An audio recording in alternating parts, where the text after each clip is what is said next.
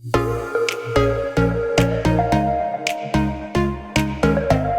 Everyone, welcome to my channel brilliant minds. आज की इस वीडियो में हम क्लास 10 फाइनेंशियल मार्केट मैनेजमेंट का न्यू चैप्टर स्टार्ट कर रहे हैं। चैप्टर नंबर 4, चैप्टर 3, 2 और 1 तीनों मैंने कवर कर लिए हैं। अगर आपको वो भी देखना तो आप मेरी प्लेलिस्ट में चेकआउट कर सकते हैं। तो चैप्टर 4 का नाम है हमारा सेकेंडरी मार्केट। तो यहाँ हमें दिया है 4.1 इंट्रोडक्शन। तो सबसे पहले समझ लेते हैं कि सेकेंडरी मार्केट होता क्या है। जैसा हमने जो हमारा चैप्टर नंबर 3 था प्राइमरी मार्केट, उसमें मैंने बताया था कि प्राइमरी मार्केट क्या होता है।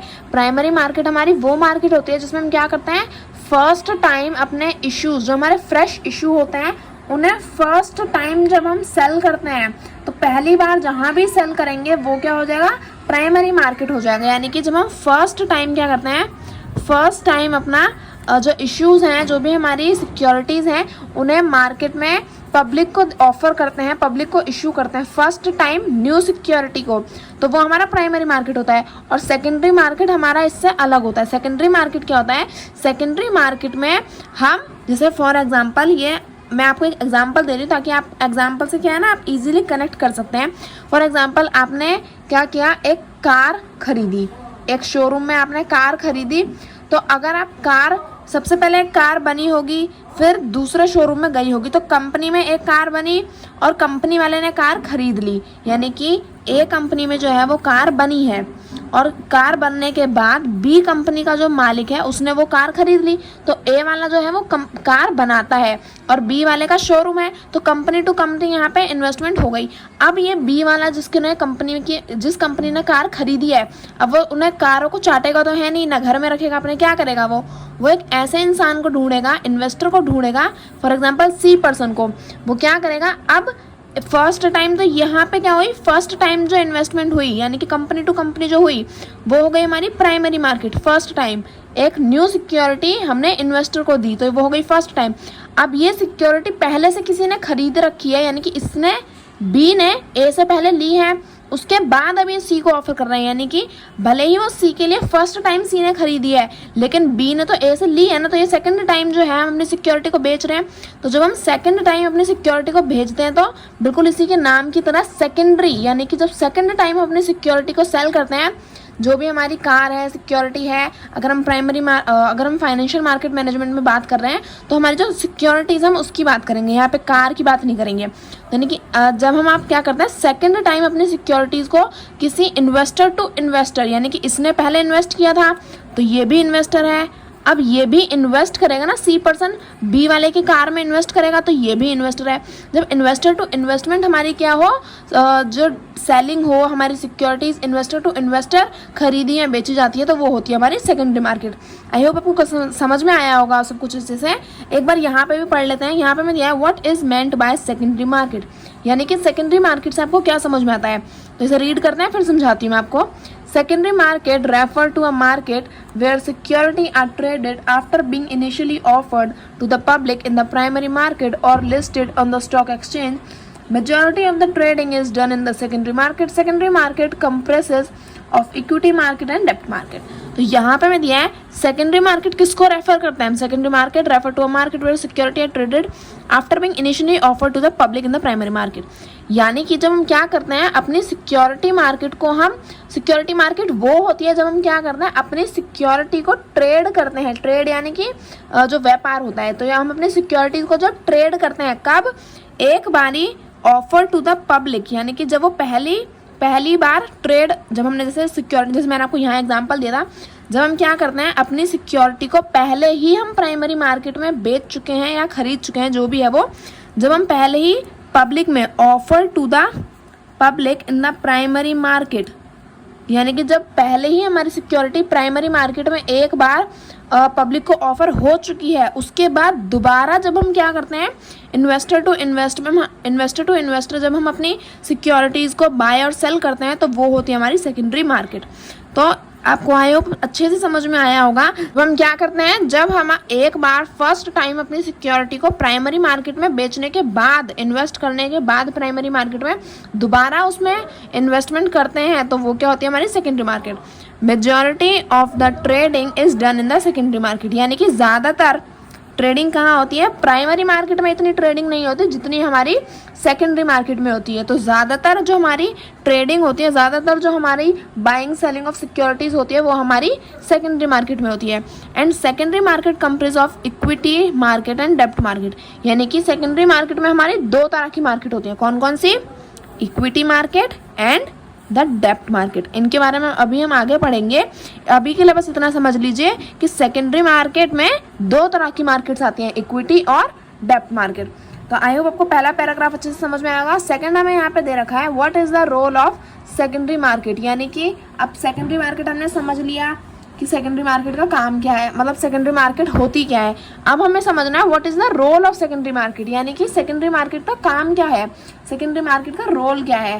तो यहाँ पे इसे भी एक बार समझ लेते हैं, तो इसे रीड कर लेते हैं। For the general investor, the secondary market provide an efficient platform for trading of his security. For the management of the company, secondary equity market serves as a monitoring or control conduit by facilitating value-enhancing control activities, enabling implementation of incentive-based management contract and aggregating information via price discovery that guides management decision. तो यहाँ पे हमें क्या दिया है कि secondary market का role क्या होता है। सेकेंडरी मार्केट का ये रोल है फॉर द जनरल इन्वेस्टर, यानी कि कोई एक जो कॉमन इन्वेस्टर भी है ना, ज़रूरी नहीं जो बहुत अच्छा बहुत टाइम से एक्सपीरियंस्ड इन्वेस्टर है वो ही सेकेंडरी मार्केट में जा सकता है। जो एक जनरल इन्वेस्टर है, यानी कि जो एक कॉमन इन्वेस्टर है, उसके बारे में भी यहाँ पे हम बात कर रहे हैं। यानी कि हर एक investor, for general investor the secondary market provide an efficient platform, यानी कि किसी भी इन्वेस्टर के लिए, जो भी इन्वेस्ट करना चाहता है उस इन्वेस्टर के लिए सेकेंडरी मार्केट क्या प्रोवाइड करती है, एफिशिएंट प्लेटफॉर्म। एफिशिएंट प्लेटफॉर्म यानी कि बहुत ही अच्छा और बहुत ही कह सकते हैं बहुत ही प्रभावशाली प्लेटफॉर्म यहाँ पे हमें प्रोवाइड कराती है हमारी सेकेंडरी मार्केट, यानी कि बहुत अच्छा और प्रभावशाली प्लेटफॉर्म जो है वो हमें सेकेंडरी मार्केट प्रोवाइड कराती है for trading of the securities. यानी कि अगर आपको सिक्योरिटीज़ को ट्रेड करना है, यानी कि इन्वेस्टर टू इन्वेस्टर अगर आपको अपनी सिक्योरिटीज़ को ट्रेड करना है तो सेकेंडरी मार्केट हमें बहुत ही अच्छा प्लेटफॉर्म प्रोवाइड कराती है। For the management of the company secondary equity market serve as a monitoring और control conduit by facilitating value enhance control activities. And यहाँ पे और बहुत कुछ दे रखा है, यहाँ पे मैं आपको समझा देती हूँ इजीली, ताकि आप ये इन भारी भारी वर्ड्स पे मत जाइए, फिर फालतू में कन्फ्यूजन हो जाती है। मैं आपको समझा देती हूँ। देखो, जो हमारी सेकेंडरी मार्केट होती है वो क्या होती है, वो एक हमारी एक ऐसी for the management of the company. For example investor to investor हमने इन्वेस्ट किया, तो जैसे मैंने आपको पहले बताया था कि ए कंपनी ने बी को सेल किया, तो बी भी कंपनी थी, अब पहले उसने इन्वेस्ट कर लिया ना। देखो यहाँ पे मैं एग्जाम्पल दिखा रही थी ना आपको, तो यहाँ पे अगर हम देखें, ये ए था हमारा कंपनी वाला जिसने कार्स बनाई थी, फिर उसने बी को दी, तो बी भी कंपनी वाला था, पर लेकिन क्या किया, बी ने इन्वेस्ट किया अपना पैसा। उसी तरह ये इन्वेस्टर हो गया बी, अब बी ने सी को सेल किया, तो सी भी इन्वेस्टर है, तो A B investor to investor यहाँ पे हमारी क्या हुई है, यहाँ पे हमारी सिक्योरिटीज़ को हमने सेल किया है। तो यहाँ पे अगर हमें क्या करना है, इन्वेस्टर टू इन्वेस्टर जब हम क्या करते हैं अपनी सिक्योरिटीज़ को सेल या बाय करते हैं, तो जो हमारी मैनेजमेंट ऑफ द कंपनी है, secondary equity market serves as monitoring and control conducting by facilitating value enhance control activities। facilitating का मतलब क्या होता है, facilitating मतलब facilities provide कराना। तो जो secondary market होती है वो क्या करती है, बहुत ही अच्छी तरह से एक efficient platform तो provide कराती है, उसी के साथ साथ बहुत अच्छी अच्छी facilities जो होती हैं वो भी हमें provide कराती है, ताकि हम क्या कर सकें, ईजीली अपना इन्वेस्टमेंट कर सकें, ईजीली अपनी सिक्योरिटीज़ को बाय सेल परचेज कर सकें। तो सेकेंडरी मार्केट का यही रोल होता है कि वो क्या करती है, एक एफिशिएंट प्लेटफॉर्म प्रोवाइड कराती है और काफ़ी ज़्यादा फैसिलिटीज़ हमें प्रोवाइड कराती है। नेक्स्ट टॉपिक हमें दिया है what is the difference between the primary market and the secondary market. तो अभी तक इतना पढ़ने के बाद तो आपको भी थोड़ा बहुत अंदाज़ा हो गया होगा कि प्राइमरी मार्केट और सेकेंडरी मार्केट में फ़र्क क्या होता है। तो मैं इसे रीड कर देती हूँ फिर समझाती हूँ। In the primary market, security is offered to public for subscription for the purpose of raising capital or fund. Secondary market is an equity trading venue which already existing pre-issued security are traded among investors. Secondary market be either acquisition or dealer market, while stock exchange is the part of the acquisition market. Over the counter OTC is a part of the dealer market. तो यहाँ पे हमें दिया है कि जो हमारी primary market और सेकेंडरी मार्केट में डिफरेंस बताना है। तो देखो प्राइमरी मार्केट में क्या होता है, फर्स्ट टाइम हम क्या करते हैं, फर्स्ट टाइम अपनी सिक्योरिटीज़ को पब्लिक में ऑफर करते हैं। फर्स्ट टाइम न्यू सिक्योरिटीज़ को पब्लिक को ऑफर करेंगे, तो यानी कि हमारा फर्स्ट टाइम ऑफर करेंगे, पब्लिक को करेंगे और न्यू सिक्योरिटीज़ को करेंगे, तो ये होता है प्राइमरी मार्केट। सेकेंडरी मार्केट में क्या होता है, यहाँ पे एक बार पढ़ भी लेते हैं। Primary market securities offer to the public for subscription.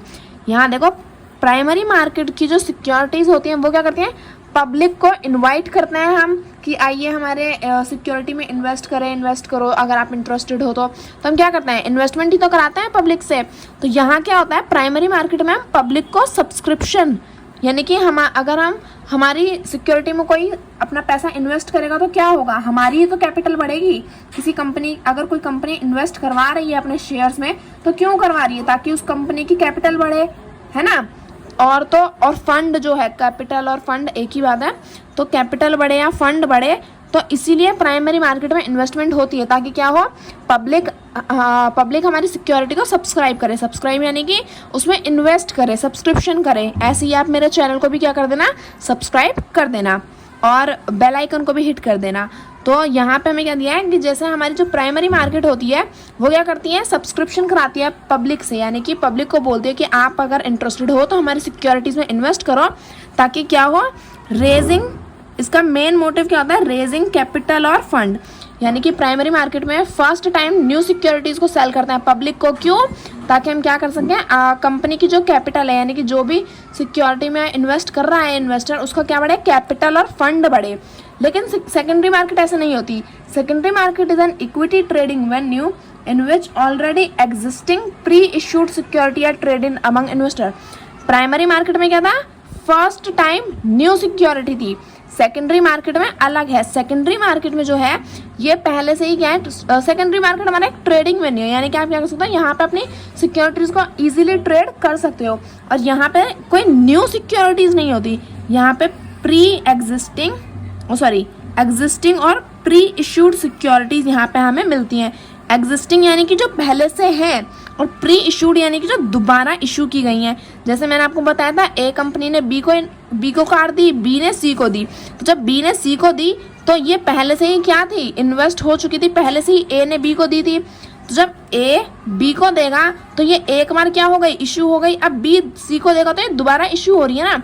तो उसी तरह से यहाँ पे जो हमारी सेकेंडरी मार्केट है उसमें जो सिक्योरिटीज पहले से होती हैं और जो दोबारा इशू करी गई हैं वो सिक्योरिटीज को हम क्या करते हैं, यहाँ पे सेल करते हैं। तो ये होता है हमारा सेकेंडरी मार्केट का और प्राइमरी मार्केट का डिफरेंस। आगे में दिया है 4.1.1 स्टॉक एक्सचेंज। तो इसे भी हम क्या कर लेते हैं, यहाँ पे रीड कर लेते हैं। यहाँ पे मैं दिया what is the role of stock exchange in buying and selling shares. यानी कि जो हमारा स्टॉक एक्सचेंज है, स्टॉक एक्सचेंज तो याद ही होगा, चैप्टर 1 में हम बहुत अच्छे से पढ़ के आए हैं।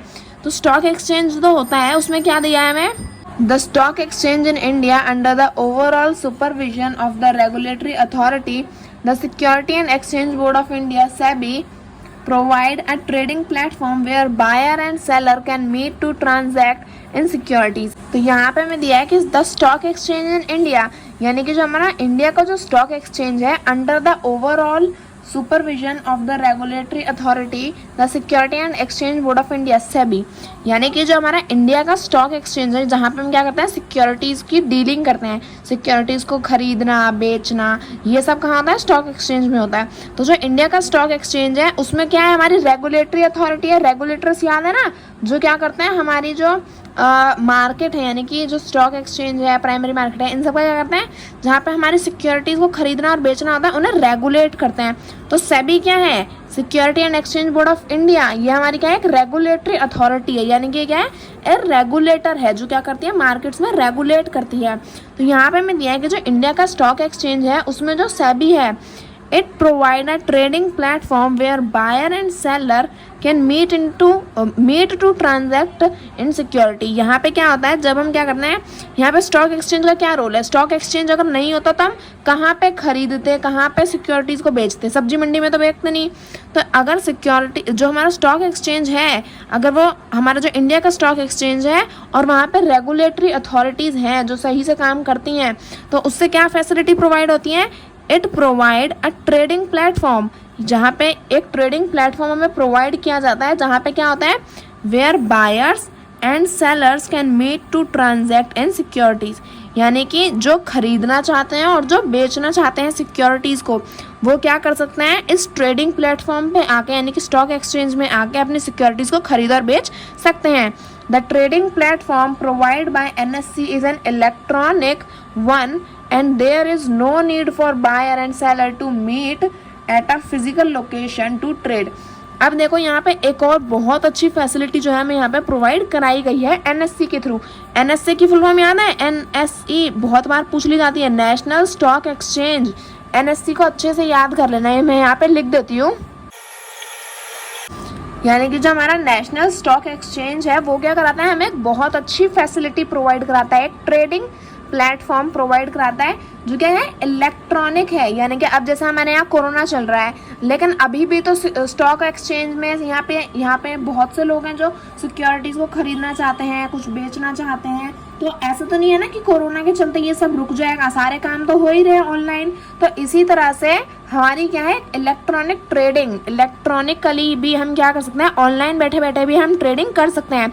जहाँ पे क्या कर सकते हैं, जब हम NSE ने हमें फैसिलिटी प्रोवाइड कराई है, तो यहाँ पे क्या होता है, there is no need to buyer and seller to meet at a physical location to trade, यानी कि आप घर पे बैठे बैठे ऑनलाइन क्या कर सकते हो, फ़ोन से, लैपटॉप से और कंप्यूटर से, किसी से भी क्या कर सकते हो, ऑनलाइन आप ट्रेडिंग कर सकते हो। ज़रूरी यहाँ पे कोई ज़रूरत नहीं है बायर एंड सेलर, यानी कि जो खरीदने वाला है और जो बेचने वाला है, दोनों को कोई ज़रूरत नहीं है कि हाँ एक दूसरे के आमने सामने आके फिजिकली बैठने की ज़रूरत नहीं है, दोनों से मिलने की ज़रूरत नहीं है। क्या कर सकते हो, ऑनलाइन भी ट्रेडिंग कर सकते हो।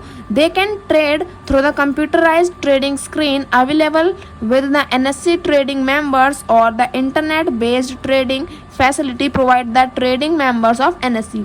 यहाँ पे मैं इसी को थोड़ा सा एक्सप्लेन किया गया है कि हमें कोई ज़रूरत नहीं है कि हम आके बिल्कुल आमने सामने बैठ के ही ट्रेडिंग कर सकते हैं। हम क्या कर सकते हैं, कंप्यूटराइज्ड ट्रेडिंग भी कर सकते हैं, यानी कि ऑनलाइन बैठे बैठे नेट से भी ट्रेडिंग कर सकते हैं। हमें क्या करती है, एक स्क्रीन अवेलेबल की जाती है। जैसे अगर आप पढ़ रहे हैं तो यूट्यूब पे आपको एक स्क्रीन अवेलेबल है ना, तभी तो आप पढ़ पा रहे हैं।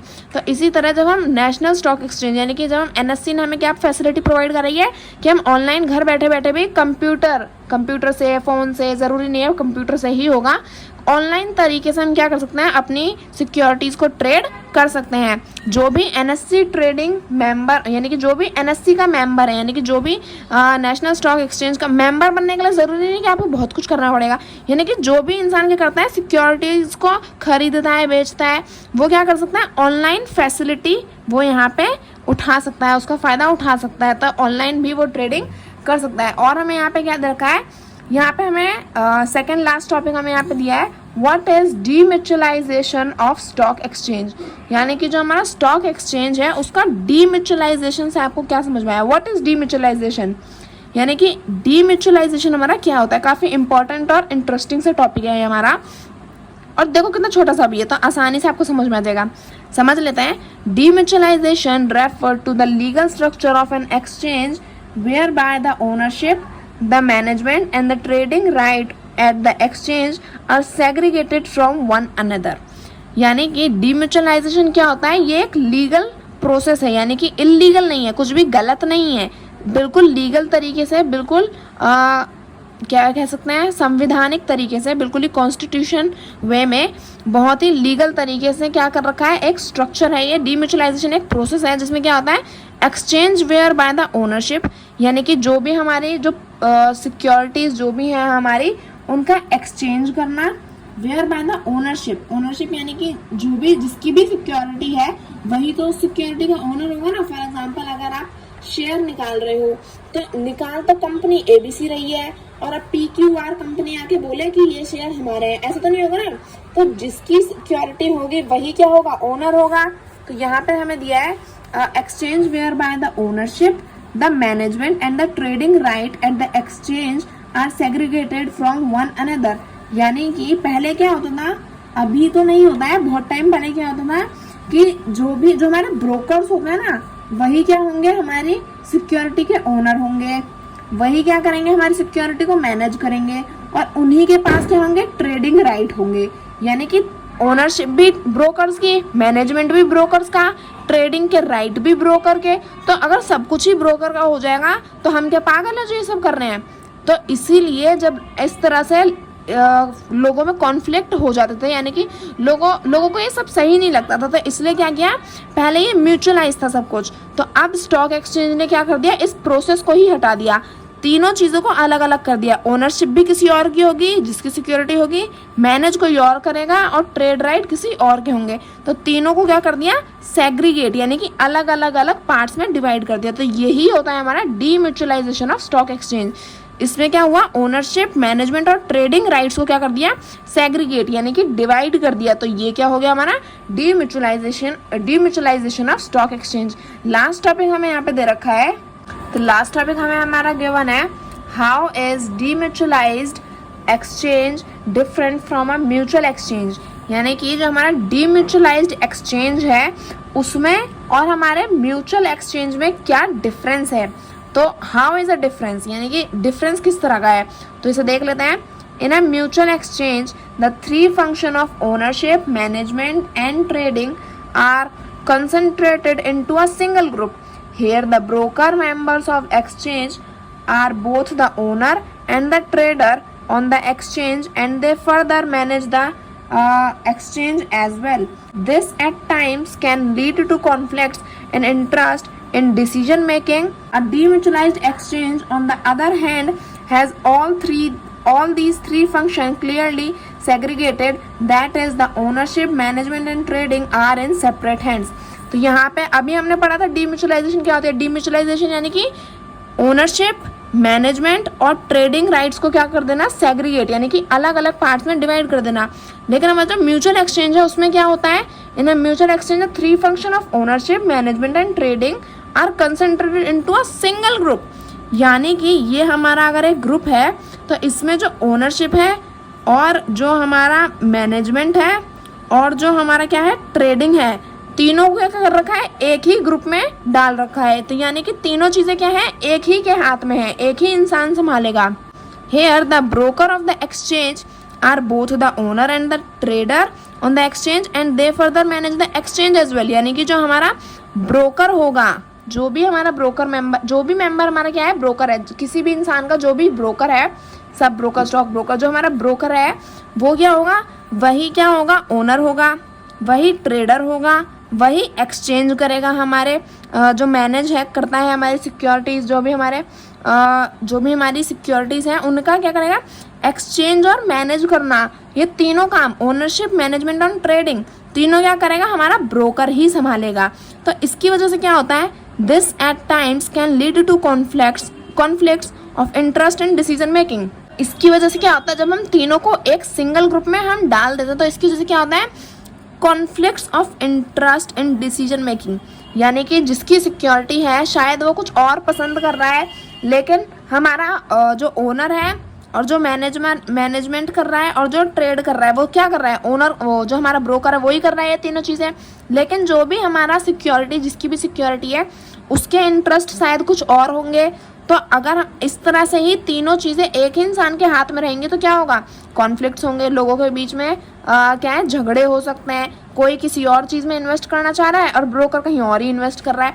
तो इसकी वजह से क्या होता है, जो भी हमारा डिसीजन जो हम लेना चाहते हैं उसमें क्या होता है, कॉन्फ्लिक्ट्स बढ़ जाते हैं। यानी कि उसमें जो है वो कह सकते हैं, जो हमारे कॉन्फ्लिक्ट्स का मतलब तो आप समझते ही होगा ना, कॉन्फ्लिक्ट्स यानी कि हमारे मन मुटाव, जो हमारे झगड़े होते हैं ना वो क्या हो जाता है, वो बढ़ जाते हैं डिसीजन लेते समय। अगर तीनों ही चीज़ें क्या होंगी, एक ही इंसान संभालेगा तो और यहाँ पे डीम्यूचुअलाइजेशन में क्या है, demutualisation exchange on the other hand has all these three function clearly segregated. यानी कि जो हमारा डीम्यूचुअलाइजेशन एक्सचेंज है उसमें क्या है, वो इससे बिल्कुल ही अलग है, बिल्कुल उल्टा है इसका। इसमें तीनों चीज़ें एक के हाथ में है, यहाँ पे हमारी all these three functions clearly segregated.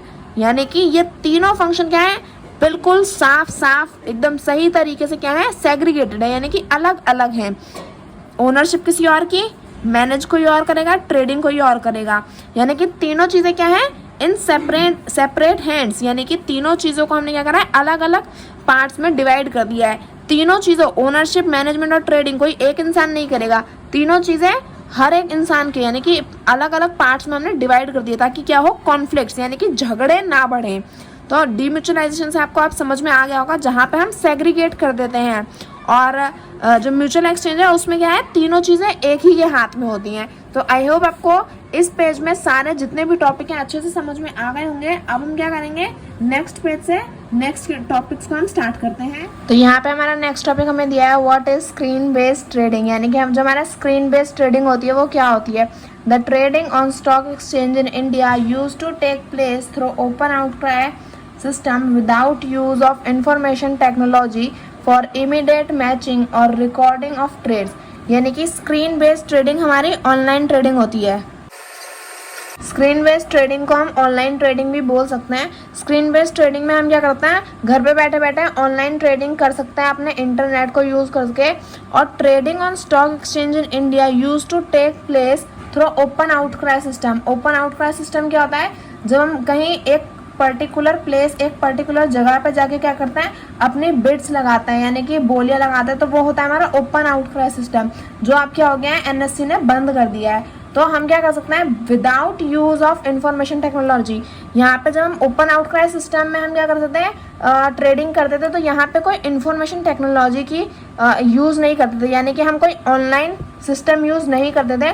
और क्या होता था, जो हमारा ओपन आउटक्राई सिस्टम होता था, यानी कि जब हम एक पर्टिकुलर प्लेस पे जाके जब हम ट्रेड करते थे, तो वहाँ पे क्या होता था, हम डायरेक्ट अपना बोली लगा के हम पता कर सकते थे कि कितने लोगों ने ट्रेड किया और हमारा रिकॉर्ड क्या आया, यानी कि जो हमने ट्रेडिंग करी है उसका लास्ट रिजल्ट क्या है। लेकिन इसमें क्या होता था, this was time consuming and inefficient, यानी कि जो हमारा ओपन आउटक्राई सिस्टम था ये क्या था, टाइम कंज्यूमिंग था, यानी कि इसमें बहुत ज़्यादा टाइम लगता था, क्योंकि जब तक सारे इन्वेस्टर आते नहीं थे तो हम अपनी बिडिंग स्टार्ट नहीं कर सकते। और ये क्या था, इनएफिशिएंट था, यानी कि बिल्कुल अच्छा नहीं था, मतलब ठीक ठाक था, बस बहुत इफेक्टिव नहीं था। तो अब हमारा जो ओपन आउटक्राई सिस्टम है वो एनएससी ने यानी कि नेशनल स्टॉक एक्सचेंज ने क्या कर दिया है, बंद कर दिया है। और जो हमारी ऑनलाइन ट्रेडिंग है इसकी फैसिलिटी हमारे इन्वेस्टर्स को प्रोवाइड करा दी है। This imposed limits on trading volumes and efficiency. In order to provide efficiency, liquidity and transparency, NSE introduced a nationwide online fully automated screen-based trading system (SBTS), where a member can punch into the computer the quantities of a security and the price at which he would like to transact, and the transaction is executed as soon as matching sale or buy order from a counter party is found. तो यहाँ पे क्या किया है, हमारा जो open outcry system था वो तो बंद हो गया, तो जो हमारी एनएससी है उसने क्या प्रोवाइड कराया हमें एक, ताकि हम क्या कर सकें, ट्रांसपेरेंसी, यानी कि जो भी हमारी सिक्योरिटी है उसके बारे में सारी डिटेल्स इन्वेस्टर और जो हमारा इश्यूअर है दोनों को पता होती है। तो ये हो जाएगी हमारी ट्रांसपेरेंसी। लिक्विडिटी, यानी कि वो कितनी ईजी है फॉर सेल फॉर बाय, यानी कि खरीदना और बेचने में हमें कितनी लिक्विडिटी यानी कि कितनी ईजी और फैसिलिटीज़ प्रोवाइड करा जाती हैं। और एफिशिएंसी, यानी कि हम कितनी आसानी से अपनी सिक्योरिटी में इन्वेस्ट कर सकते हैं विदाउट एनी प्रॉब्लम। तो हम ऑनलाइन जब हम ट्रेडिंग करते हैं, NSC introduce N nation wide online fully automated screen based trading. तो जो हमारा एनएससी है उसने क्या इंट्रोड्यूस किया, एक नेशन वाइड, यानी कि ज़रूरी नहीं कि दिल्ली का इन्वेस्टर दिल्ली में ही इन्वेस्ट करेगा, नेशन वाइड यानी कि वो कहीं पे भी अपना पैसा इन्वेस्ट कर सकता है और किसी की सिक्योरिटी में भी इन्वेस्ट कर सकता है। तो एनएससी हमें क्या कराती है, नेशन वाइड ऑनलाइन एक फैसिलिटी प्रोवाइड कराती है। और यहाँ पे मैंने दिया है screen based trading system.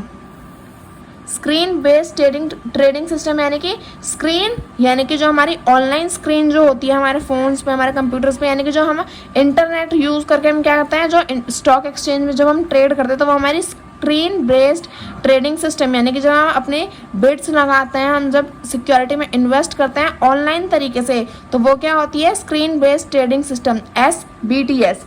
Where a member can punch into the computer, यानी कि जब हम क्या करते हैं, जब हमने इन्वेस्टमेंट करनी है तो हम क्या करेंगे, अपना जो भी हमारी अमाउंट है उसे हम क्या करेंगे, इन्वेस्ट करेंगे। तो जब हम ऑनलाइन ट्रेडिंग करते हैं तो कंप्यूटर से या फ़ोन से, जिससे भी आप करना चाहो, तो हम क्या कर सकते हैं, जो भी इन्वेस्टर अपना पैसा इन्वेस्ट करना चाह रहा है, जितनी भी क्वांटिटीज़, अगर उसने जो भी हमारा इन्वेस्टर है अगर उसे इन्वेस्टमेंट में जो भी उसकी सिक्योरिटी है, शेयर, स्टॉक जो भी है वो, उसमें अगर उसे वो कुछ अच्छा लग रहा है तो उसमें क्या कर सकता है, अगर हमारे इन्वेस्टर को ऐसा लगता है कि ये जो सिक्योरिटी है वो उसके लिए बेनिफिशियल होगी, तो वो क्या कर सकता है, जितना भी प्राइस, जिस प्राइस पे भी वो सिक्योरिटी को खरीदना चाहता है, वो क्या कर सकता है, ऑनलाइन ट्रेडिंग में अपनी उस सिक्योरिटी के अमाउंट को क्या कर सकता है, ऑफर कर सकता है और ट्रांजैक्ट कर सकता है।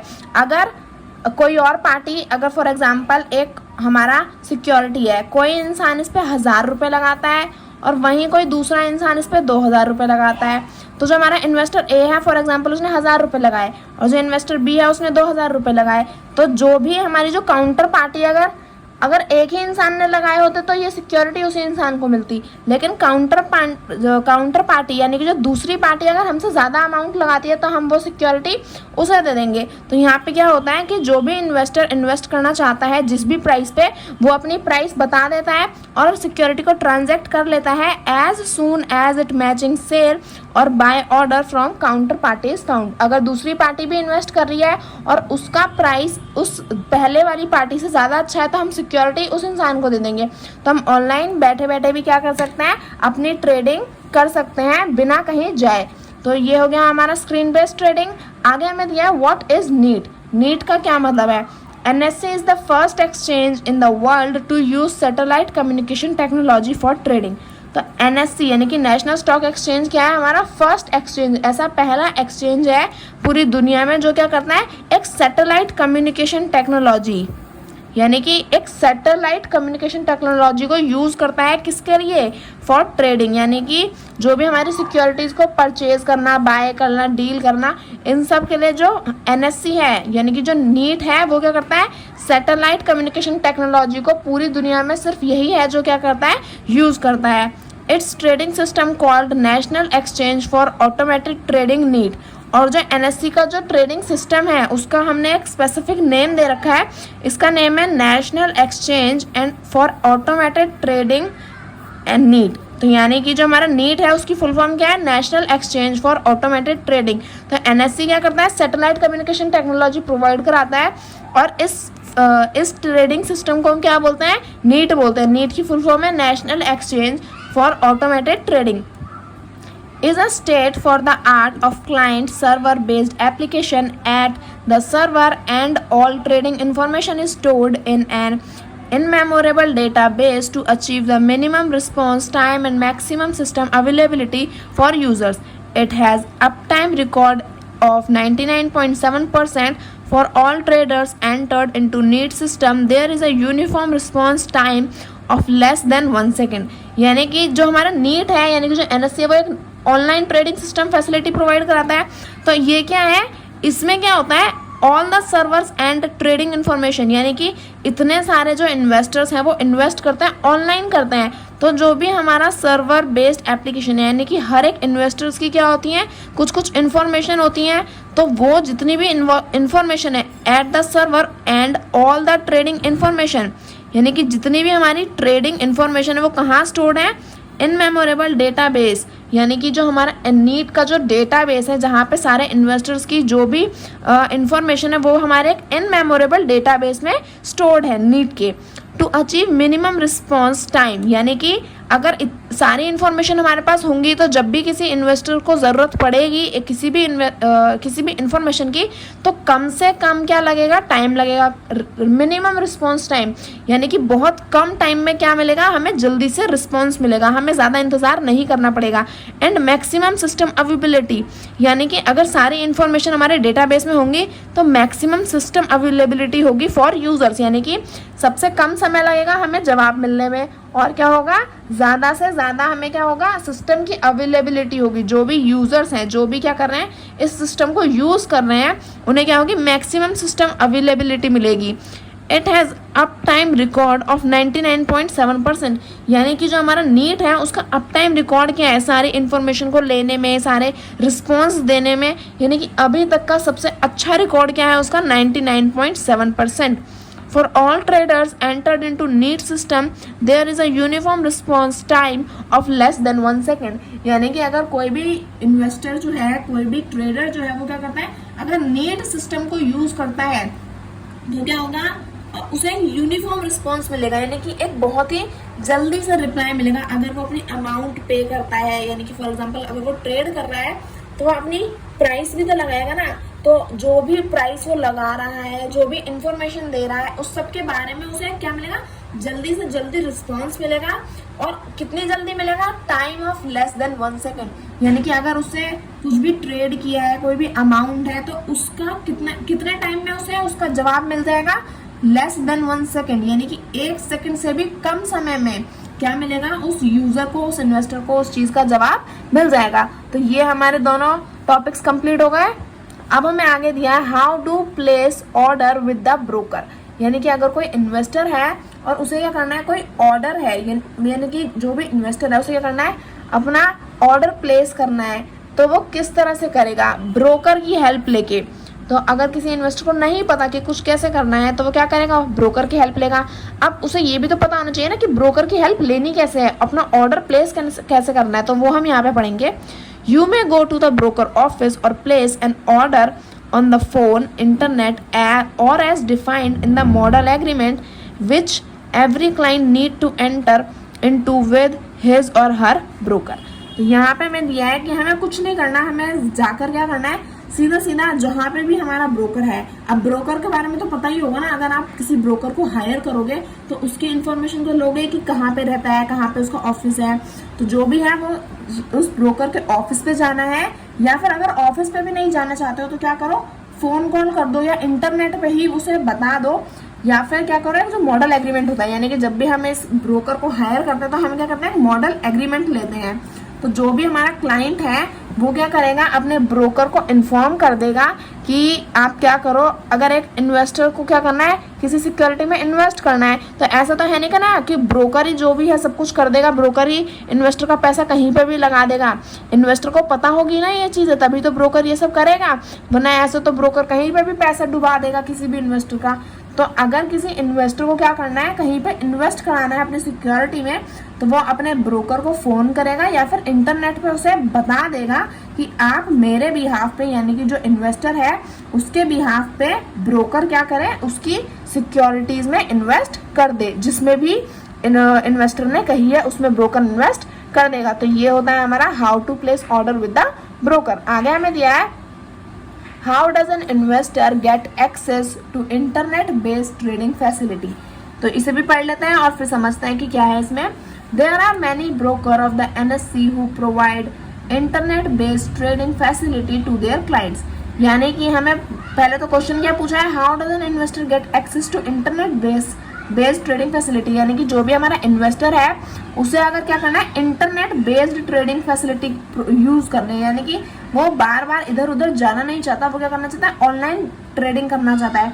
तो इन्वेस्टर को ये जो फैसिलिटी है वो कैसे प्रोवाइड होगी, तो यहाँ में दिया है there are many brokers of the NSE who provide internet based trading facility to their clients. यानी कि जो NSE के जो ब्रोकर होते हैं, यानी कि नेशनल स्टॉक एक्सचेंज के जो ब्रोकर होता है, ज्यादातर ब्रोकर क्या करते हैं, अपने जो क्लाइंट हैं, अपने जो इन्वेस्टर हैं, उन्हें पहले ही क्या कर देते हैं, ऑनलाइन ट्रेडिंग फैसिलिटी पहले ही प्रोवाइड करा देते हैं। Internet based trading enables an investor to buy sell security through internet which can be accessed from a computer at the investor residence or anywhere else where the client can access the internet.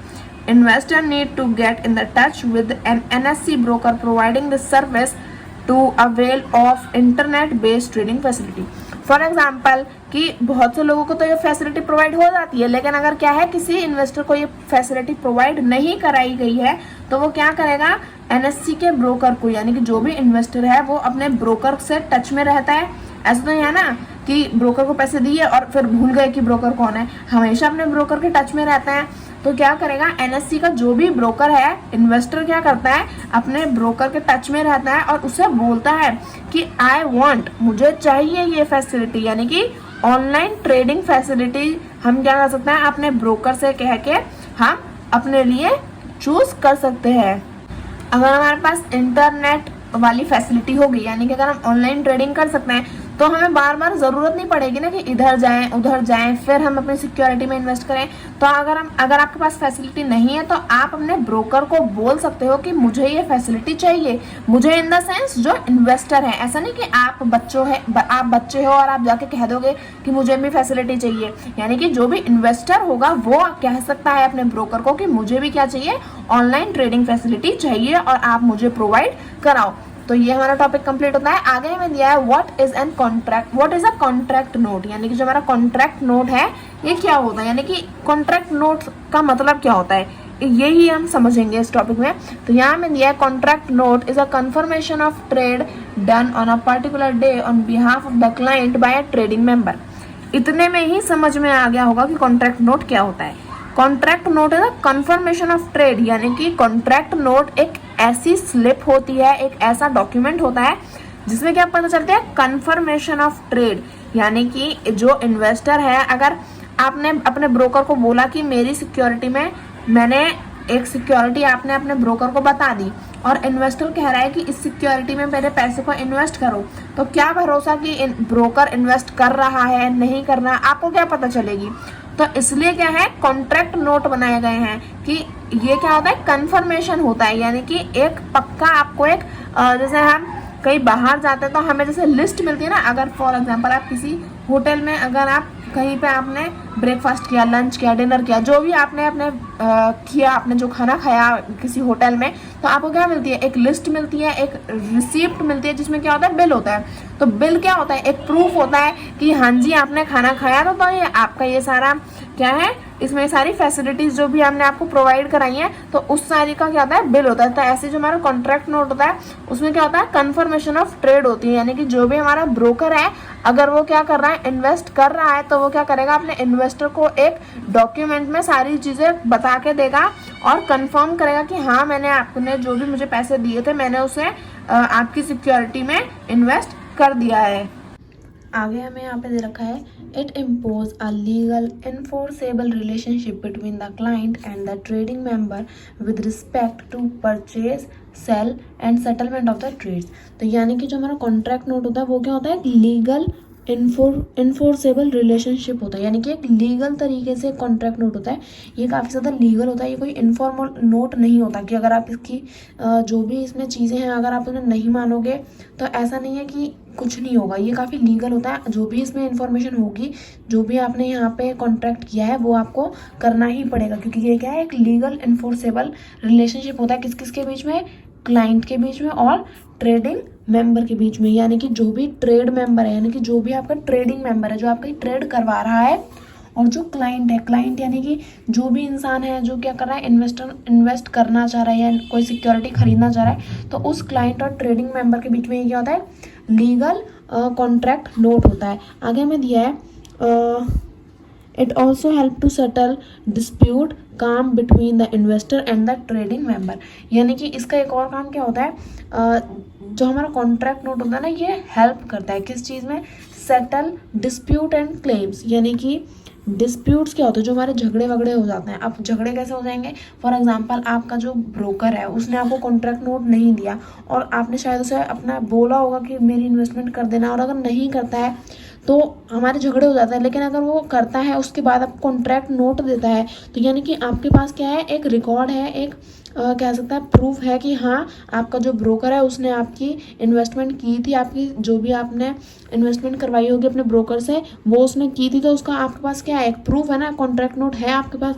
तो ये क्या करता है, जो लोगों के बीच में फिर जो झगड़े होते हैं, डिस्प्यूट्स होता है और क्लेम्स जो होते हैं एक दूसरे के ऊपर, जो हम बातें बोलते हैं कि इसने ऐसा किया इसने ऐसा किया, तो उन्हें क्या कराता है, उन्हें शांत कराता है, झगड़े नहीं होने देता between investor and the trading member. क्योंकि इन्वेस्टर और ट्रेडिंग मेंबर ही तो यहाँ पे सारा काम करेंगे ना, तो इन्वेस्टर और ट्रेडिंग मेंबर्स के बीच में जो डिस्प्यूट्स यानी कि जो झगड़े होते हैं उन्हें क्या कराता है, कॉन्ट्रैक्ट नोट हमारा कम करवाता है। आगे हमें यहाँ पे दे रखा है, a valid contract note should be prescribed from contain the details of trade stamped with the request value of duly signed by the authorized signatory. Contract note are kept in duplicate. ये थोड़ा सा different part है, इसे बाद में पढ़ेंगे। यहाँ पढ़ लेते हैं, a valid request value and duly sign of the a valid contract note should be prescribed from the contain the detail of trade, यानी कि जो हमारा कॉन्ट्रैक्ट नोट है अब उसमें होगा क्या, यानी कि उसमें कुछ तो चीज़ें होंगी ना जिसके बेसिस पे हम कुछ कह सकते हैं, कुछ कर सकते हैं। तो उसमें जितनी भी चीज़ें होती हैं वो चीज़ें क्या होती हैं, डिटेल्स ऑफ द ट्रेड होती हैं, यानी कि जो भी हमारी सिक्योरिटी है जिसे हम ट्रेड कर रहे हैं उसकी सारी डिटेल्स होंगी हमारे कॉन्ट्रैक्ट नोट में, stamped with the request value and duly sign by the authorised signatory, यानी कि जो सारी डिटेल्स हैं वो क्या होंगे हमारे कॉन्ट्रैक्ट नोट में होंगी, और स्टैम्प्ड यानी कि जो हम स्टैम्प लगाते हैं ना, जैसे हमारी एनसीईआरटी की बुक भी जब बनती है तो उस पर स्टैम्प लगती है, किसी भी चीज़ पे क्या लगती है, स्टैम्प लगती है। तो जब हम क्या करते हैं, जो हमारा कॉन्ट्रैक्ट नोट है एक तो सारी डिटेल्स होती है उसमें, ट्रेड के रिलेटेड, ट्रेड से रिलेटेड सारी डिटेल्स हमारे कॉन्ट्रैक्ट नोट में होंगे, और क्या होगा, stamped with request value and duly signed by the authorised signatory, यानी कि जो भी वहाँ का ऑथराइज सिग्नेचरी है वो क्या करेगा, यहाँ पे हमारे कॉन्ट्रैक्ट नोट पे अपनी एक स्टैम्प लगा देता है। तो सारी डिटेल्स होने के बाद ही क्या लगती है, स्टैम्प लगती है। Contract note are kept and duplicate, ये थोड़ा डिफरेंट पार्ट है पर समझ लेते हैं। Contract note are duplicate, contract note are kept and duplicate and trading member in the and the client should keep one copy each.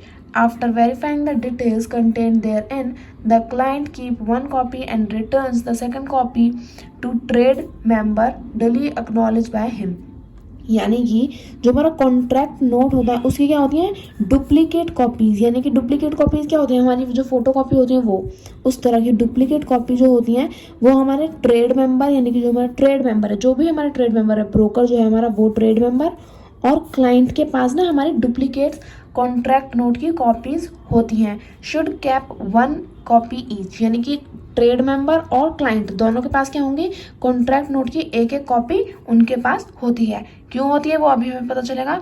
After verifying the details contained therein, the client keep one copy and return the second copy to the trade member, यानी कि for example जो हमारा contract note है उसमें जितनी भी details हैं हम उसकी कॉपी अपने पास इसलिए रखते हैं ताकि हमें पता चल सके कि इसमें सारी चीज़ें हैं, सब कुछ सही तो है। तो ट्रेड मेंबर जो है हमारा और जो क्लाइंट है दोनों के पास ही होती है, क्योंकि दोनों में से कोई भी किसी के साथ गलत ना करे, इसलिए क्या होती है, दोनों के पास हमारी कॉन्ट्रैक्ट नोट की कॉपी होती है। और जब वेरीफाई कर लेते हैं कि सारी डिटेल्स सही हैं जो भी हमारे कॉन्ट्रैक्ट नोट के अंदर है, कंटेन देयरइन, यानी कि जो कॉन्ट्रैक्ट नोट के अंदर जितनी भी हमारी डिटेल्स हैं वो सारी वेरीफाई करने के बाद कि सही है, उसके बाद क्या करता है, क्लाइंट जो है वो एक कॉपी रख लेता है, यानी कि जो भी हमारा इन्वेस्टर है वो एक कॉपी रख लेता है, और दूसरी जो हमारी दो कॉपी होती है ना, तो जो दूसरी कॉपी होती है वो उसे रिटर्न कर देता है, किसको, ट्रेड मेंबर को। तो ये होता है हमारा कॉन्ट्रैक्ट नोट। आई होप आपको अच्छे से समझ में आ गया होगा what is a contract note. अपना नेक्स्ट टॉपिक अब हम कवर करते हैं। नेक्स्ट टॉपिक हमें दिया है, what details are required to be mentioned on the contract note issued by the stock broker, यानी कि कौन कौन सी डिटेल्स की हमें ज़रूरत है, कौन कौन सी डिटेल्स को हमें मेंशन करना पड़ता है अपने contract note issue by the stock broker, यानी कि जो हमारा कॉन्ट्रैक्ट नोट है जो क्या करता है, स्टॉक ब्रोकर इशू करता है, इशू बाय स्टॉक ब्रोकर, यानी कि जो हमारा कॉन्ट्रैक्ट नोट जिसकी हम अभी बात कर रहे थे, जब हम उसे इशू करता है, जो स्टॉक ब्रोकर जब उसे इशू करता है तो उसमें कौन कौन सी डिटेल्स होती है। मैंने अभी आपको कहा कि डिटेल्स ऑफ द ट्रेड, यानी कि ट्रेड से रिलेटेड सारी डिटेल्स हमारे कॉन्ट्रैक्ट नोट में होती हैं। तो डिटेल्स कौन सी होती हैं ये भी तो हमें पता होना चाहिए ना, तो वो हम इस पैराग्राफ में पढ़ेंगे, इस वाले टॉपिक में पढ़ेंगे। इसे रीड करते हैं। A broker has to issue contract note to client for all transaction and form specified by the stock exchange. The contract note inter alia should have following, यानी कि हमें बोला कि जो हमारा ब्रोकर है वो क्या करता है, जो हमारा कॉन्ट्रैक्ट नोट है, यानी कि जो ब्रोकर, अब देखो ये क्वेश्चन बन सकता है कि who issue the contract note, यानी कि कौन है जो कॉन्ट्रैक्ट नोट को इशू करता है। A broker has to issue a contract note, यानी कि जो हमारा ब्रोकर होता है वो क्या करता है, हमारे कॉन्ट्रैक्ट नोट को इशू करता है। तो जब ये क्लाइंट के लिए इशू कर रहा होता है ब्रोकर हमारा कॉन्ट्रैक्ट नोट, तो उसमें क्या होती हैं, सारी डिटेल्स होती हैं हमारे ट्रांजैक्शन से रिलेटेड। तो जितनी भी डिटेल्स है वो हम क्या करेंगे, अपने नेक्स्ट पेज पे जितने भी पॉइंट्स दिए हैं उन सबको अच्छे से रीड कर लेंगे। तो यहाँ पे हमें हमारे सारे पॉइंट्स दे रखे हैं कि हमें जब भी हम कोई कॉन्ट्रैक्ट नोट जो हमें ब्रोकर इशू करता है तो उसमें कौन कौन सी डिटेल्स होती हैं। तो फर्स्ट पॉइंट हमें दिया है name, address and SEBI registration number of the member broker. यानी कि जो भी हमारा कॉन्ट्रैक्ट नोट है, जो हमें हमारा ब्रोकर, स्टॉक ब्रोकर जो हमें इशू करेगा, जो भी हमें देगा, तो उसमें क्या होता है, नेम होता है किसका, member of broker, member broker, यानी कि जो भी हमारा ब्रोकर है उसका क्या होगा, नाम होगा, नेम, एड्रेस होगा उसका कि वो कहाँ रहता है, या फिर उसके ऑफिस का एड्रेस जहाँ पे भी वो रहता है वो एड्रेस होगा, and SEBI registration number of the member broker. यानी कि अब जब आप डील करोगे, जब आप इन्वेस्टमेंट करते हो, तो आप बहुत बार हमने अपने इसी चैप्टर में पढ़ा है कि हमें क्या करना है, एक ऑथोराइज्ड जो हमारे ब्रोकर होता है उन्हीं से हमें क्या करनी चाहिए, सारी अपनी इन्वेस्टमेंट और सिक्योरिटीज़ की इन्वेस्टमेंट करवानी चाहिए, या इन्वेस्टमेंट या सेलिंग बाइंग जो भी है वो भी क्या करना चाहिए, ऑथोराइज्ड मेंबर से करवानी चाहिए। तो SEBI registration number of the member broker, यानी कि जो भी हमारा ब्रोकर है उसका सेबी रजिस्ट्रेशन नंबर, अगर वो रजिस्टर्ड होगा तो उसका कुछ रजिस्ट्रेशन नंबर भी तो होगा ना, तो उसका नाम, एड्रेस और सेबी रजिस्ट्रेशन नंबर हमें क्या मिलता है, हमें हमारे कॉन्ट्रैक्ट नोट की डिटेल्स में मिलता है। Name of the partner, property और ऑथोराइज सिग्नेचरी, यानी कि जो भी हमारा पार्टनर है, पार्टनर इन द सेंस कि जैसे अगर आपने कोई शेयर या जो भी सिक्योरिटी अगर आपने खरीदी है, तो आप अगर आपने इंडिविजुअली खरीदी है तो आप क्या हो गए, प्रोप्रीट्योर। और लेकिन अगर आपने क्या करा है, दो लोगों ने या तीन जो चार जितने भी लोग हैं, अगर उन्होंने मिलके एक सिक्योरिटी खरीदी है तो वो क्या हो जाएंगे, पार्टनर्स हो जाएंगे। फॉर एग्जांपल एक सिक्योरिटी काफ़ी महंगी है, आप उसे अकेले अफोर्ड नहीं कर सकते, तो क्या पता आपका दोस्त कहते हैं कि हाँ मुझे भी इसमें इन्वेस्ट करना है, तो हम दोनों साथ में कर लेते हैं, तो वो हो जाएगी पार्टनरशिप वाली सिक्योरिटी। लेकिन अगर आप उस सिक्योरिटी को इंडिविजुअली अफोर्ड कर सकते हो तो आप क्या हो गए, उसके इंडिविजुअल ओनर हो गए, तो आप हो जाओगे प्रोप्रिएटर और ऑथोराइज सिग्नेचरी। यानी कि जो भी हमारा पार्टनर है, अगर दो या दो से ज़्यादा लोग हैं तो पार्टनर, तो यानी कि उस कॉन्ट्रैक्ट नोट में उस पार्टनर का नाम होगा या फिर जो इंडिविजुअल इंसान है उसका नाम होगा। तो हमारे ब्रोकर का नाम हो गया और हमारा नाम हो गया। आगे दिया है डीलिंग ऑफिस एड्रेस, यानी कि जहाँ पे भी जो एक पर्टिकुलर ऑफिस एड्रेस है, जहाँ पे भी जाके आप अपने ब्रोकर से मिलते हो, उस ऑफिस का एड्रेस होना चाहिए, टेलीफोन नंबर, फ़ोन नंबर होना चाहिए, फैक्स नंबर जो हमारी फैक्स मशीन होती है उसका नंबर होना चाहिए, code number of the member given by the exchange, यानी कि जो भी हमारा मेंबर है उसका एक कोड नंबर होता है जो हमें अवेलेबल किया जाता है हमारे कॉन्ट्रैक्ट नोट में।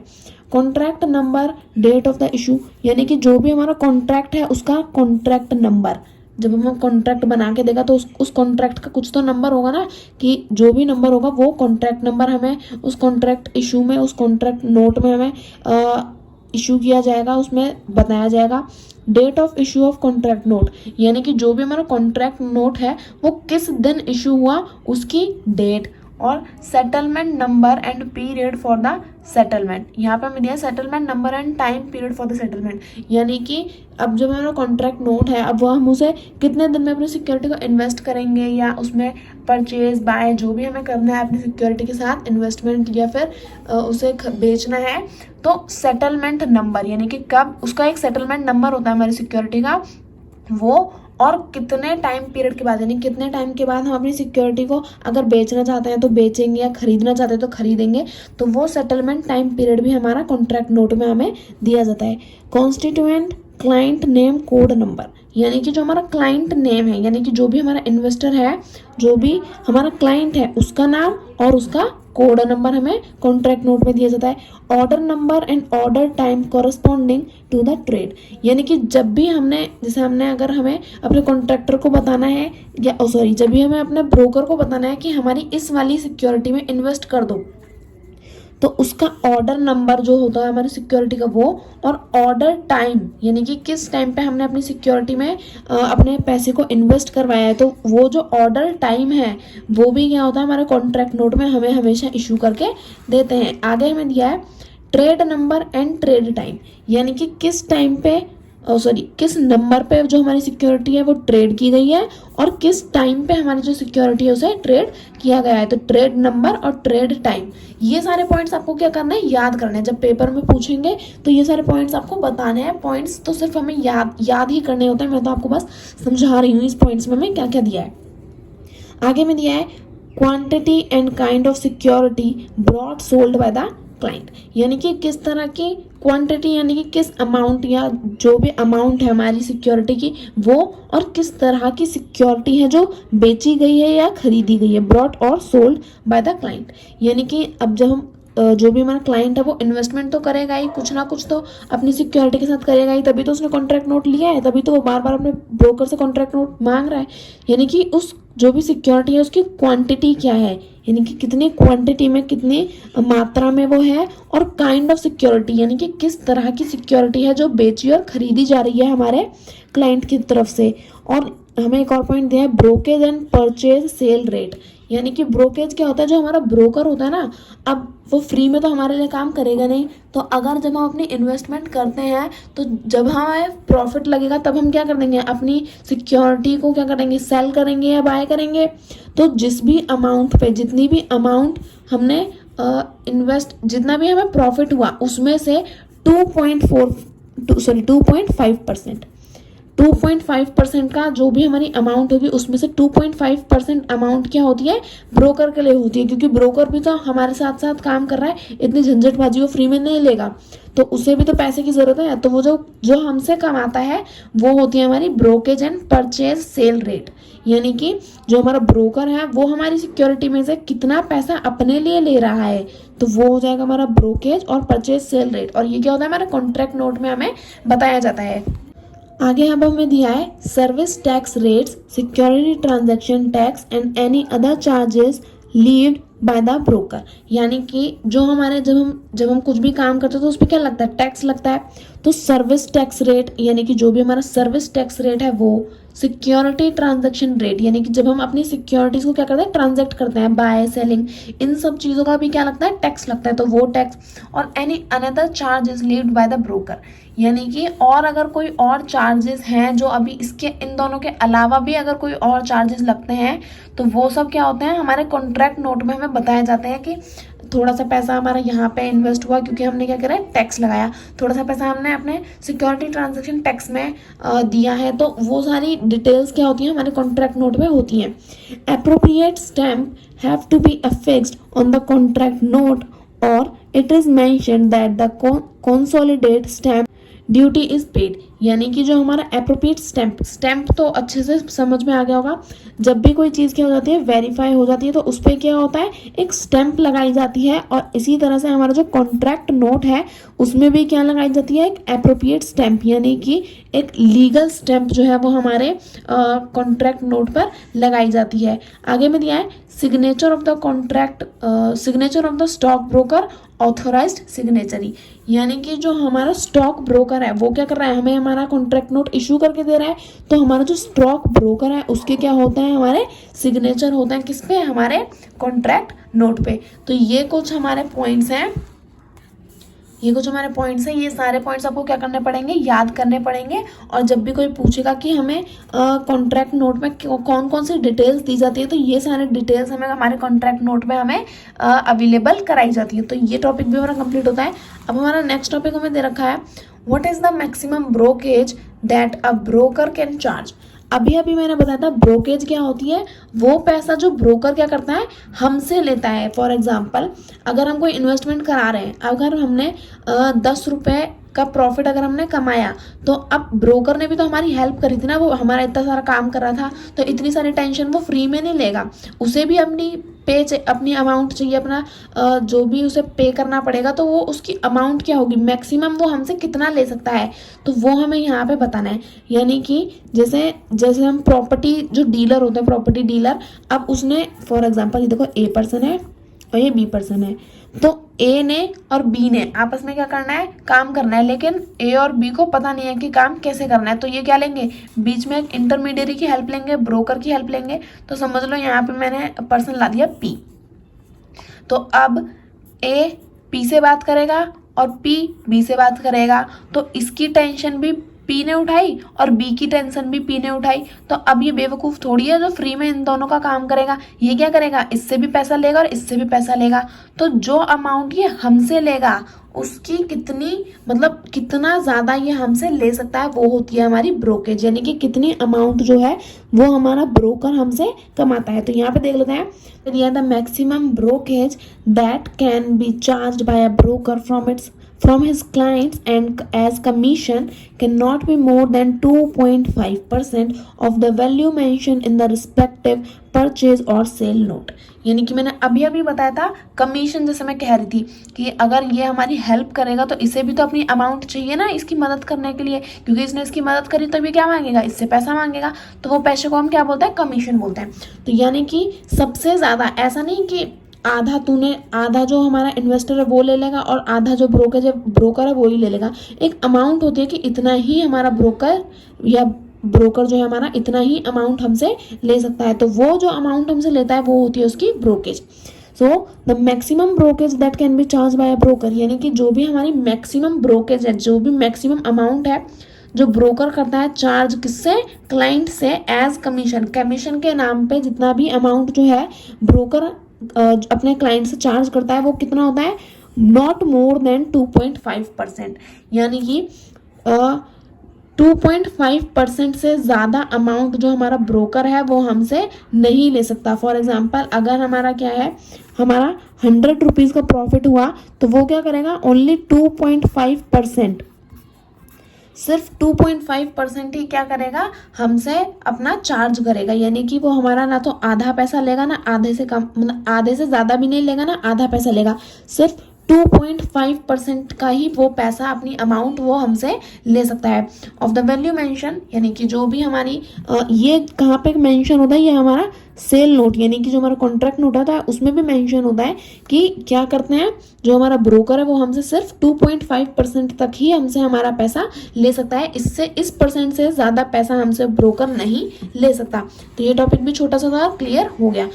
अब हमें टॉपिक दिया है, why should one trade on a recognised stock exchange only for buying selling shares. तो इस टॉपिक को भी एक बार ध्यान से देख लेते हैं। यहाँ पे मैं दिया है, हमें पूछा है पहले तो क्वेश्चन कि हमें जो रिकॉग्नाइज्ड स्टॉक एक्सचेंज होते हैं, यानी कि जो लीगल स्टॉक एक्सचेंज होते हैं, उन्हीं में ट्रेड क्यों करना चाहिए, उन्हीं में बाइंग सेलिंग ऑफ शेयर्स क्यों करनी चाहिए, हम कहीं और क्यों नहीं कर सकते। तो इसे रीड कर लेते हैं। An investor does not get any protection if he trade outside a stock exchange. सबसे अच्छा और इम्पोर्टेंट पॉइंट है ये कि जो इन्वेस्टर होता है उसे कोई भी प्रोटेक्शन नहीं मिलेगी अगर वो क्या करता है, स्टॉक एक्सचेंज के बाहर ट्रेड करता है। फॉर एग्जांपल कि अगर आप स्टॉक एक्सचेंज में क्या होता है, सारी प्रॉपर आपको इन्फॉर्मेशन दी जाती है, जो भी प्रोटेक्शन है वो सारी प्रोवाइड कराई जाती है, और उसमें रेगुलेटर्स भी होते हैं हमारे स्टॉक एक्सचेंज में, है ना, जो जहाँ पे हमारी सिक्योरिटीज एक्सचेंज होती है वहाँ पे रेगुलेटर्स होते हैं, वो क्या करते हैं, सारी चीज़ों का ध्यान रखते हैं कि जो हमारा क्लाइंट है, जो भी हमारा इन्वेस्टर है, उसके साथ फ्रॉड ना हो। लेकिन अगर आप क्या करते हो, स्टॉक एक्सचेंज में ही इन्वेस्ट नहीं करते हो, स्टॉक एक्सचेंज में ही अपनी ट्रेड नहीं करते हो सिक्योरिटीज़ की या शेयर्स की, तो अगर आप कहीं और बाहर करोगे तो क्या होगा, आपको कोई भी प्रोटेक्शन नहीं मिलेगी। प्रोटेक्शन जैसे आपके साथ शायद फ्रॉड हो जाए, कि सामने वाला इंसान शायद सही ना करे, आपका पैसा कहीं और इन्वेस्ट करे, अपने लिए यूज़ करे, तो वो जो प्रोटेक्शन है वो आपको प्रोवाइड नहीं कराई जाती अगर आप स्टॉक एक्सचेंज के अलावा कहीं और अपनी इन्वेस्टमेंट करते हो। तो trading at the exchange offer investors the best price prevailing at the time in the market, lack of contract party risk which is assumed by the clearing corporation, access to investor relevance and red reversal mechanism of stock exchanges, protection up to prescribed limit from the investor protection fund etc। यानी कि एक तो हमें protection नहीं मिलेगी अगर हम stock exchange के अलावा कहीं और अपना ट्रेडिंग करते हैं अपने सिक्योरिटीज़ का, और trading at the exchange offer, यानी कि जब हम क्या करते हैं स्टॉक एक्सचेंज में अपनी ट्रेडिंग करते हैं तो क्या होता है, जो हमें बेस्ट प्राइजेस होते हैं, यानी कि अच्छे से अच्छे प्राइजेस जो हैं वो हमें बताए जाते हैं कि अभी मार्केट में अप डाउन जो भी चल रहा है उसके हिसाब से जो भी बेस्ट प्राइस होगा हमारे इन्वेस्टर के लिए, वो क्या करेंगे, हमारी जो मार्केट है वो अपने इन्वेस्टर को बताएगी कि ये सबसे बेस्ट ऑफर है, ये सबसे बेस्ट टाइम है, आपकी बेस्ट प्राइस है आपकी सिक्योरिटी के लिए। तो वो सारी जो डिटेल्स होती है वो हमारी स्टॉक एक्सचेंज जो है वो अपने क्लाइंट को, अपने इन्वेस्टर्स को बताती है। तो इसके दो पॉइंट है कि प्रोटेक्शन मिलेगी अगर हम स्टॉक एक्सचेंज में अपनी सिक्योरिटीज को ट्रेड करते हैं, और best price prevailing at time in the market, यानी कि जिस टाइम पे मार्केट में एक बेस्ट प्राइस प्रिवेल होगा तो उस टाइम पे वो अपने इन्वेस्टर्स को इन्फॉर्म कर देती है। तो अगर हम ऐसा नहीं करते, कहीं और अपनी सिक्योरिटीज को ट्रेड करते हैं, तो ये दोनों क्या होते हैं, ये दोनों बेनिफिट्स हमें प्रोवाइड नहीं किए जाते। आगे हमें इस वीडियो का हमें लास्ट टॉपिक अब हमारा है how to know if the broker और सब ब्रोकर इज रजिस्टर्ड। तो इस वीडियो में हम बस यहीं तक अपना कंप्लीट करेंगे। तो इस ये हमारा लास्ट टॉपिक है, इसके बाद मैं वीडियो को एंड कर दूंगी। तो यहाँ पे दिया है how to know if the broker और सब ब्रोकर इज रजिस्टर्ड, यानी कि जैसे हम बोलते हैं कि हमें रजिस्टर्ड एक लीगल ब्रोकर से क्या करना चाहिए, इन्वेस्टमेंट करवानी चाहिए, अपनी सिक्योरिटीज को ट्रेड करवाना चाहिए। पर हमें कैसे पता चलेगी कि जो ब्रोकर है वो रजिस्टर्ड है या नहीं? सामने वाला इंसान क्या पता हमसे झूठ बोल दे और कह दे कि हाँ मैं तो रजिस्टर्ड हूँ सेबी में। तो वो पता करने के लिए हमें यहाँ पे दे रखा है one can confirm it by verifying the registration certificate issued by SEBI, a broker registration number begins with the letter INB and that of a sub broker with the letter INS। यानी कि जब भी हमें क्या करना पड़ता है, confirm करना है कि हमें देखना है कि सामने वाला इंसान जो हमारा ब्रोकर है और जो सब ब्रोकर है वो रजिस्टर्ड है या नहीं। तो उसके लिए हम क्या करेंगे, उसका रजिस्ट्रेशन सर्टिफिकेट देखेंगे। जो हमारा रजिस्ट्रेशन सर्टिफिकेट होता है वो कौन इशू करता है, वो सिर्फ और सिर्फ सेबी इशू करती है। बाकी और डिटेल्स तो हमारे ब्रोकर और सब ब्रोकर फेक बनवा सकते हैं, पर जो रजिस्ट्रेशन सर्टिफिकेट होता है वो सेबी ही बनाती है और ये फेक नहीं बनते।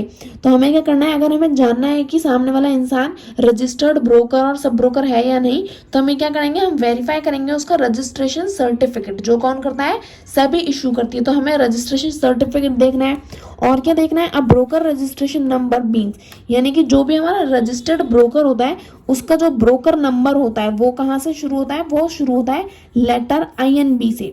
अब एक बात याद रखनी है, अब ब्रोकर रजिस्टर नंबर, जो हमारा ब्रोकर है उसका रजिस्ट्रेशन नंबर का लेटर शुरू होगा INB से, और जो हमारा सब ब्रोकर है उसका किससे स्टार्ट होगा, INS से। तो एक तो रजिस्ट्रेशन सर्टिफिकेट देखना है, और अगर ब्रोकर है तो INB से शुरू होगा, और अगर सब ब्रोकर है तो INS से उसका नंबर शुरू होगा। तो इसी के साथ हमने यहाँ तक अपने सारे टॉपिक्स क्लियर कर लिए हैं। आई होप आपको सारे टॉपिक्स अच्छे से समझ में आ गए होंगे। अगर कोई डाउट है तो वीडियो को दोबारा रिप्ले करके देखें, और फिर भी समझ नहीं आता तो प्लीज़ मुझे कमेंट सेक्शन में बताइएगा, मैं ज़रूर आपके डाउट्स को क्लियर करूँगी। तो आई होप आपको वीडियो अच्छी लगी होगी। वीडियो अच्छी लगी तो प्लीज़ वीडियो को लाइक करें and subscribe my channel for more videos. Thank you for watching.